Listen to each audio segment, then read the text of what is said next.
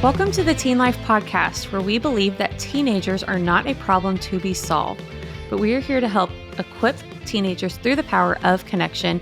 I'm Karlie Duke, and I'm here with Chris Robey. Hey, guys. Chris, we are back with another mental health episode. Yeah, we're really trying to keep the mood light around here. Well, this one especially is maybe a little bit of a downer, but it's so important to talk about. It really is. And this is something like we're getting into Mental Health Awareness Month. And so we at the Teen Life Podcast just really wanted you to feel prepared and know how to recognize and talk to teenagers about their mental health and just make sure that they're getting the help that they need. And we might talk about this a little more in the episode, Chris, but just more and more research I do on mental health, because upfront, we are not mental health professionals, but teenagers especially don't always know how to ask for help. They don't always know that something is wrong. And so I think that's why it's so important for the adults in their life to at least have an awareness where they can ask questions and be like, hey, is this normal for you? Or what's going on? And so that's really what we're here to do, is to help bring some awareness to you so that you can look after the teens in your life that you care about. And I think what we find, Karlie, in our work with teenagers is that more and more teenagers are willing to talk about this stuff. This is not a taboo topic when it comes to depression, anxiety, like we talked about previously, any of these mental health disorders or symptoms. Teenagers will talk about it, and they're very open about it. But the problem is kind of taking that next step of getting the help that they need. And so a lot of times it's only going to happen if the adults in their life are trusted and are willing to have healthy conversations around this. And so that's why we keep bringing this up and keep bringing up these topics, because you as the listener would really benefit from being able to have a good, informed, safe conversation with your teenager or the teenager that you're in a helping relationship with. If they feel safe, they might be much more willing to take the next step and get the help that they need. Exactly. So today we are talking about depression. We've already done some on anxiety. I'll link even back to when we've talked about suicide, because suicide, as kind of you'll learn as we talk, sometimes can go hand in hand with depression. But Mental Health America says when teens' moods disrupt their ability to function on a day-to-day basis, it may indicate a serious emotional or mental disorder that needs attention, which is adolescent depression.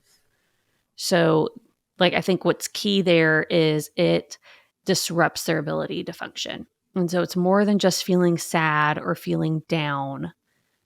But I also saw that recent surveys indicate that as many as 1 in 5 teens suffer from clinical depression. That's a lot. And I think it's still an undercount in a lot of ways, just from the students we talk with. I think it's also important to note, just like we talked about in previous episodes, these mental health disorders, sometimes their terms just thrown around. Like, I'm just so depressed today. Or that's just so depressing. This definition takes us out of that and into something more clinical, more chronic. So let's just make sure as we talk about it with teenagers that even as if they're throwing that around in a joking way, to make sure that we understand exactly kind of what does that actually mean to be depressed. And it is more than just feeling sad or down or just being in a bad mood. Right. And to go back to, we did an episode several weeks ago about just like a mental health update in the CDC report. And just to remind people of that, 42% of high school students say that they experience persistent feelings of sadness or hopelessness. So that does not necessarily mean that they have clinical depression, but I feel like that is the first step. And so like you're saying, Chris, I think there is more than even just 1 in 5 that probably have experienced this or been challenged by depression at some point in their adolescent years. And so let's start by talking about some causes of depression, because I think one of the stereotypes, unfortunately, is like it's your fault, and it's just not. And so I want to talk about some causes. So some studies show that depressed people have too much or too little of certain brain chemicals. So that is nothing that you can do about it in a teenager's just brain chemistry. I'm sure, I didn't actually look this up, but I'm sure hormone development has something to do with that as well in these adolescent years. A family history of depression can also increase the risk of developing depression. So if you are a parent or a family member and you know that there's a history of that in your family, make sure you're talking to your teens about it. Yeah. Yeah. And I found out about, even in my own family, about kind of family chronic depression that I didn't know about until I was later in life. And so, talking about this, if you do have family history, is super important for your teenagers.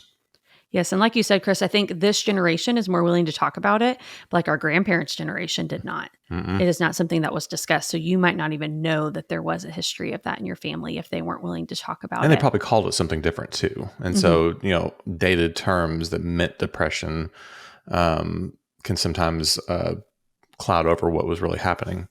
Right. Now, obviously, difficult life events such as death or divorce, I think we saw a lot of this through the pandemic of something that like totally interrupted their life can lead to depression.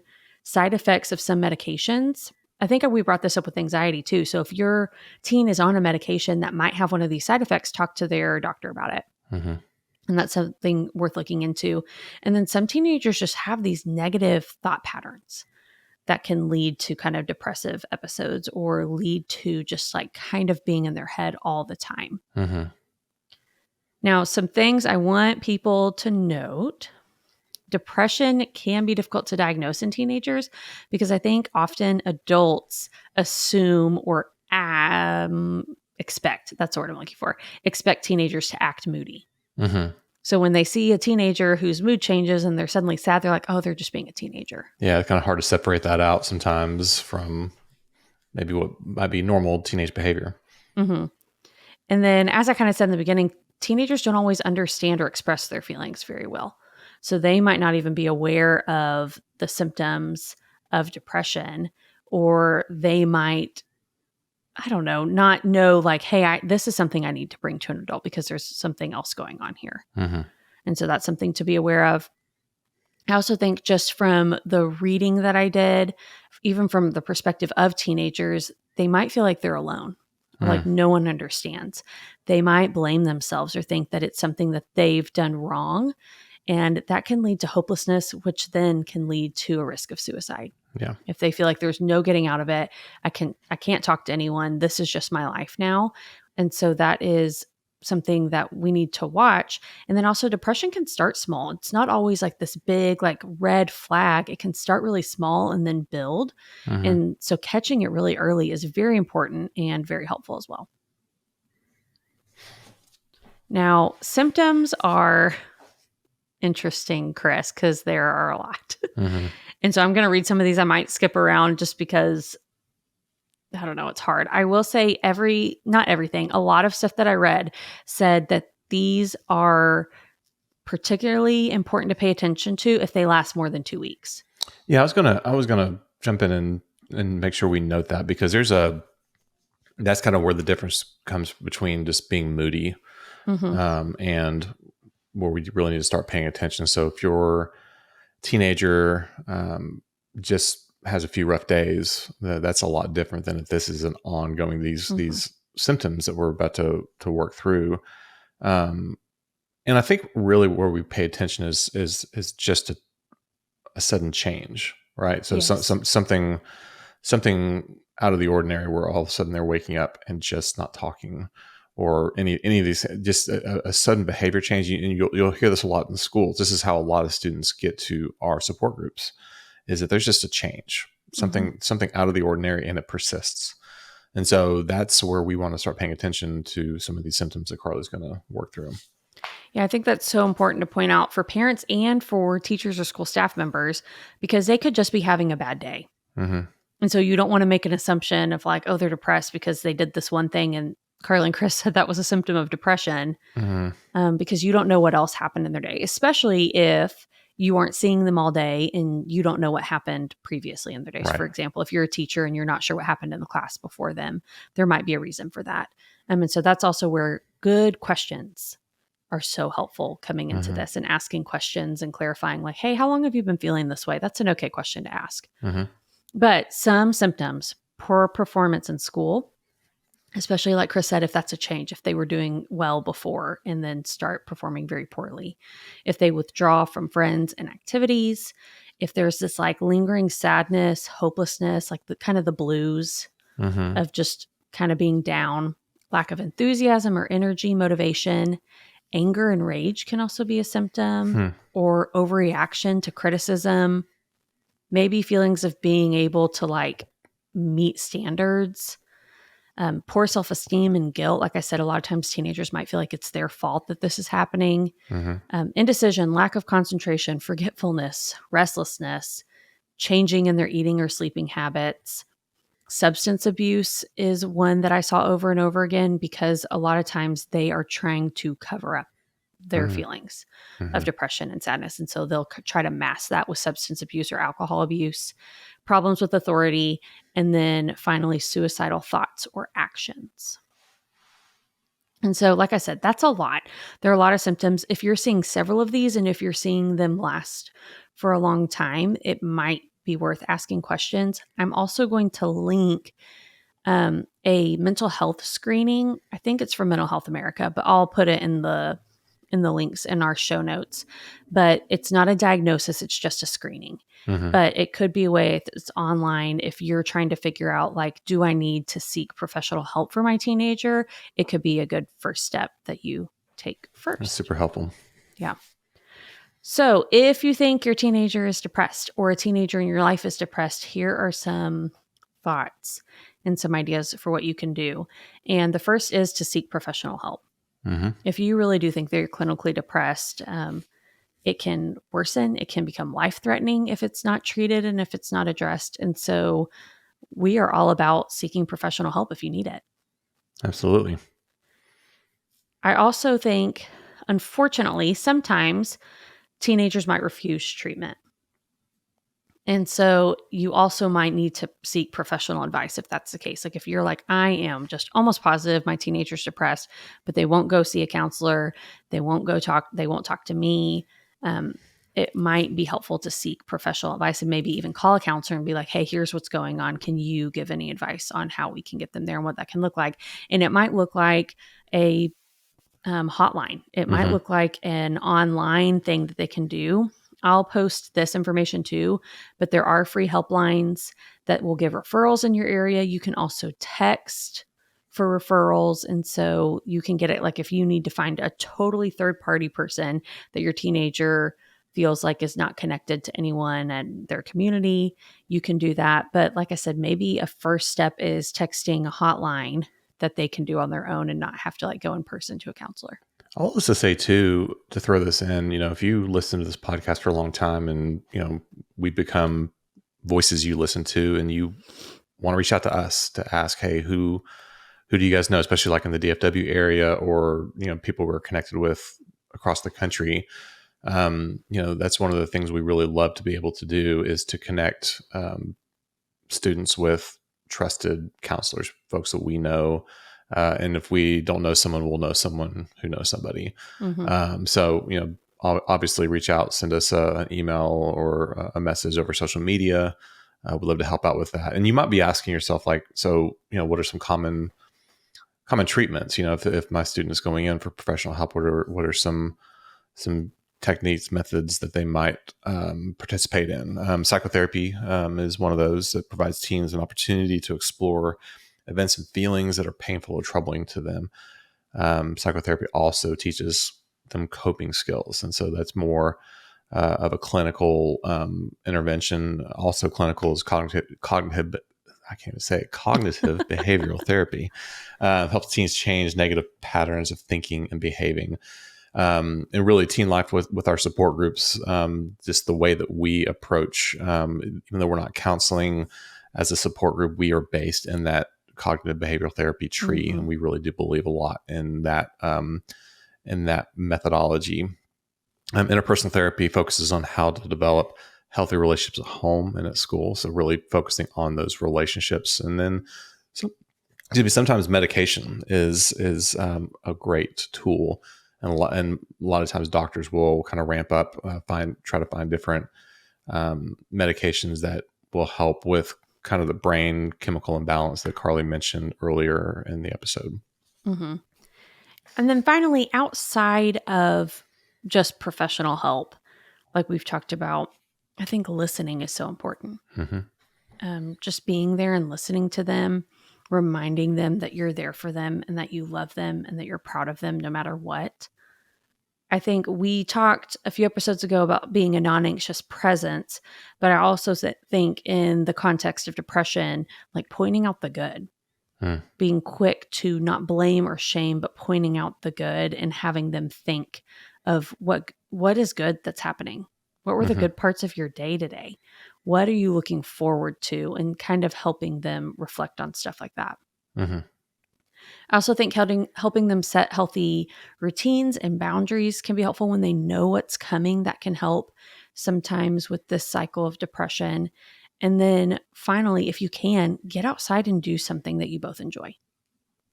Like if they feel like they can't leave the house or like they're just kind of moping around your home, especially if you're a parent, be like, okay, what do you want to do today? Let's get out and do something fun and get them outside of themselves. If you can be in nature, that is especially healing. We just want to encourage you to be the safe relationship because that's where the help comes from. Coming from someone who has dealt with this before, personally, it's feeling depressed is the most isolating and scary thing because you just don't feel like anyone else knows at all how this feels. And then you start feeling bad about feeling bad. And that's where we want to avoid isolation and loneliness as your teenager's dealing with this. And so even if you don't understand or never dealt with it before, your relationship, your healthy relationship with them, your safe relationship is going to do a whole lot to get them in a better place. For the trend this week, Chris, I want to talk about a new app called Lemon8. Have you heard of this? I will tell you, Karlie, when I saw this, I thought this was Teen Term 6. It's like, we just did this. Already. You can't throw it back at me. This is a new app that I've been seeing. And if you haven't heard of it, I'm honestly not surprised because from what research I've done, it seems more of a girly app. Okay. Me. Not that guys can't use it. I'm not saying that, but it is labeled as a lifestyle community app. And from Lemon8, I think I'm saying that right. It's lemon and then the number 8. It's like a play on lemonade, right? I think so. That's what I would think. But it is a content sharing platform with a youthful community. Here's where you can discover beautiful, authentic, and diverse content. It is the destination for sharing and exploring, is what they said. When I first read that, I thought you wrote that. Like, you really like this app. I did not. I downloaded it for this podcast. You're welcome. So that I could kind of see what was happening. I had heard about it, but I just don't have a lot of interest personally in adding another social media app to my phone.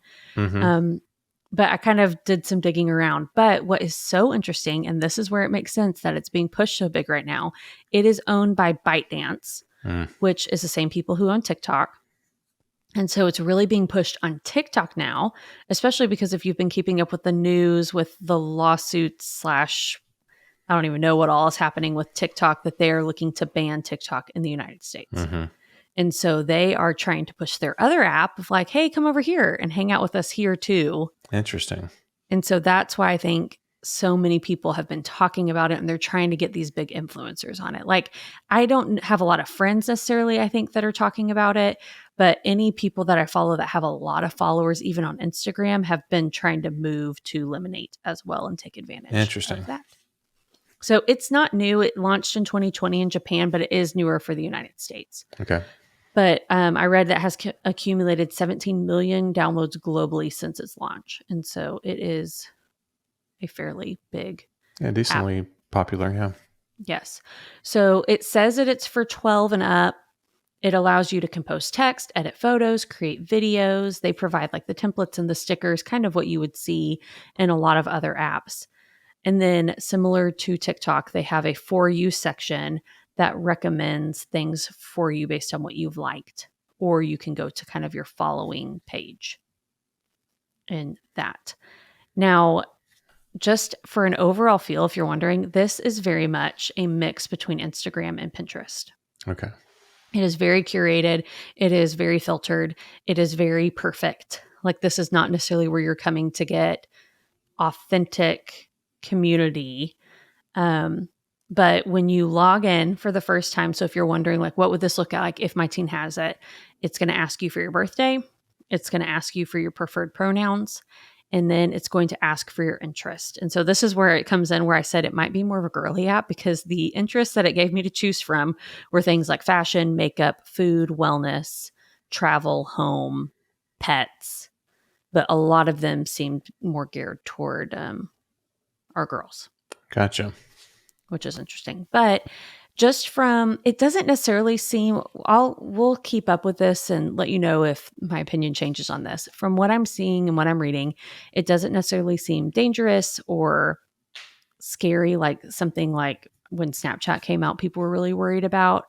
However, it doesn't seem like a great way to build relationships either.